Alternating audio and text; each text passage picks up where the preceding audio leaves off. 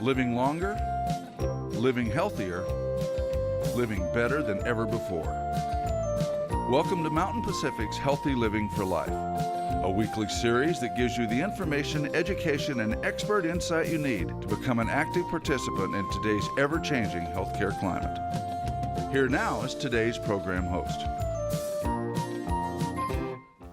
You've probably heard physical activity and exercise are good for you, but exercise is not just about losing or maintaining weight. In fact, getting and staying active is one of the best things you can do for yourself. No matter your age, your health, or your physical ability, physical activity helps your body, your mood, and your mind. I'm your host, Lisa Sather. Welcome to Healthy Living for Life, a show dedicated to helping you do just that. Stay with us. We'll be right back. Exercise and physical activity are good for pretty much everyone, and that includes you. There are many benefits to getting and staying active, and in most cases you have more to lose by not being active. My first guest this morning is Katie Wright. Thank you for being with us, Katie. Thank you for having me. Absolutely. So we know it's beneficial to stay active at any age. And is there something especially important to know as we get older?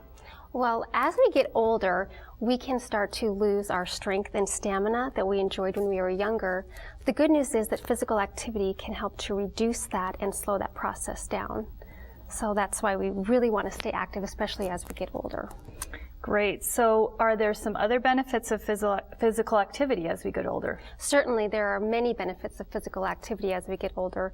A very important one is the fall prevention. It helps us not to fall as much. It helps with balance. So that, again, helps with that fall prevention. It can reduce the risk of injury, reduce the risk of falling, help to reduce the risk of chronic diseases such as high blood pressure and diabetes. And even maybe help people sleep better at night. Oh, absolutely, yes. Sleep better. People that are physically active also find they have more energy, they have lower stress, they have an improved mood. So just that overall sense of well-being certainly can help. Good, good. So what would you say are the differences between physical activity, exercise, and strength training? And why are each of those separately important? Well, exercise, think of it as any type of activity that is structured, such as going to the gym and doing an actual group fitness class or doing a weightlifting routine. Okay. Physical activity is simply just anything that gets your body moving. So it can be just walking up and down the stairs, working in the yard, walking your dog, doing laundry.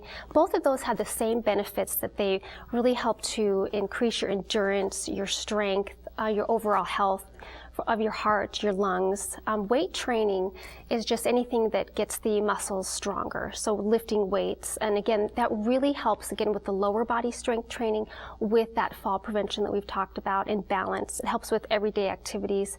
Think of getting up out of a chair, getting in and out of a car. So it's very important as you get older to keep your legs strong. Good, all right. So I guess the YMCA has a Silver and Fit program, which was news to me. That's exciting. And you've instructed Silver and Fit members for over 10 years. Yes. So can you tell us, please, about that program? Yes, it is one of my best favorite classes that I have taught in all the years I've taught fitness. These are classes that are designed specifically for older adults. So it's low impact class. We be sure that we don't get down on the floor. We use special equipment. We have chairs available for people that need them. We use hand weights. We use resistance bands. We have a small ball that we use. So again, it's just fun. It's again, low impact. We also have a class that is called Enhanced Fitness, and that is through the Montana YMCA Alliance and the Centers for Disease Control. That class is designed for people that have arthritis. We use a lot of the same equipment and we have the similar goals, but in that class we use wrist weights and ankle weights, so that people that have arthritis don't have to grab onto weights if they can't, if it bothers them. That's really interesting. So are there any other special considerations that you might take into account for seniors when designing a workout program for them? Well, first of all, I like to make sure that the class is fun. Our motto for Silver Sneakers is fitness, fun, and friends. So again, we keep it low impact. I like to make sure that we have the strength training, the cardiovascular, the balance, the flexibility, range of motion, so that we make sure sure our joints are moving. But really one of the most important things we work on is the functional fitness in class, and that's where we are practicing moves that will help us in everyday life. For example, as we mentioned, getting up out of a car, standing up from a chair, just walking and that fall prevention, lifting a heavy box up onto a shelf. We just do a lot of practicing of those everyday activities. Sounds great. So a lot of people have excuses or reasons, you know, why they don't exercise, especially as we get older. And one is that exercise might be too risky. Right. What do you say to that? So if you have any concerns that it is too risky, always speak with your doctor first. Make sure you get the okay to exercise, and then just start small, start slow and steady. And again, you can, if you have any concerns, also talking with a fitness instructor if you're going to join a class can really ease your mind about the class and what to expect. Good, good. So here's another thing. You know, another reason people say they don't exercise is they just don't have enough time. Right. So what do you say to that? Well, that is a common problem, and you really just need to make your health and your fitness a priority. So you can exercise early in the morning. People find if they can exercise in the morning, that will help them, because then they don't find excuses for the rest of the day. Also, you can break up exercise. You can do 10 minutes in the morning, 10 minutes in the afternoon, 10 minutes in the evening. At the end of the day, that still adds up. So it doesn't have to be all at once if you can't fit it in.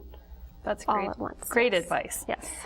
So what about those people who haven't really ever exercised before? You know, is it too late to make a difference? No, it is never too late. In fact, there have been studies that people in their 90s who start exercising actually can see benefits. So just again, start slow, steady, find what works for you, and set realistic goals. Don't try to push yourself right away. Just take your time, listen to your body, and just stick with your routine. That's really the important thing, is just consistency. Great information, and we have about 30 seconds left, so maybe you can tell me an answer for folks who say gym memberships are too expensive and they can't afford it. Right. Is there some quick advice you could give to them? Anything you can do at home. You can walk. You can even use household items as weights. Soup cans, a milk jug. Just find a friend, find a buddy. Ask. A lot of health clubs will have reduced memberships, so ask about that. Well, great info. You've given us a lot of good information, and hopefully that'll help folks understand what they can do and how they can maybe potentially learn to start slow, stay motivated, and keep going. That's really important, is what I'm hearing you say. Yes. Thank you. So we'll be right back with someone who's put this information into action, and later we're going to show you some exercises you can do at home. Don't go away.